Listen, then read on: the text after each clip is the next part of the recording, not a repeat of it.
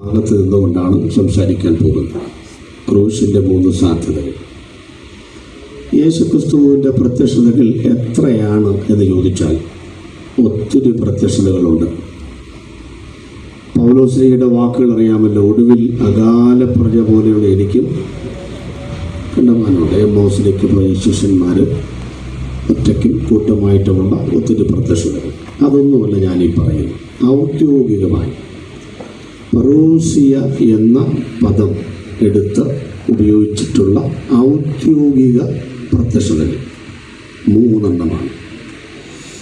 1, 2000 വർഷങ്ങൾക്ക് മുൻപ് കർത്താവായ യേശുക്രിസ്തു വേഷത്തിൽ മനുഷ്യനായി ഭൂമിയിൽ പ്രത്യക്ഷനായി. 2, 33 വർഷം കഴിഞ്ഞപ്പോൾ കർത്താവ് സ്വർഗത്തിൽ പ്രത്യക്ഷനായി. അതൊരു പ്രത്യക്ഷതയാണോ എന്ന് ചിന്തിക്കുന്നവരുണ്ട്. ആണ്. എബ്രായ ലേഖനം 9-ാം അധ്യായത്തിൻ്റെ 24-25 വാക്യങ്ങൾ വായിക്കുമ്പോൾ ക്രിസ്തു വാസ്തവമായതിൻ്റെ പ്രതിബിംബമായി ഇപ്പോൾ കൈപ്പണിയായ വിശുദ്ധ മന്ദിരത്തിലേക്കല്ല, പിന്നെ നമുക്ക് വേണ്ടി ദൈവത്തിൻ്റെ സന്നിധിയിലാണ് പ്രത്യക്ഷനാകുവാൻ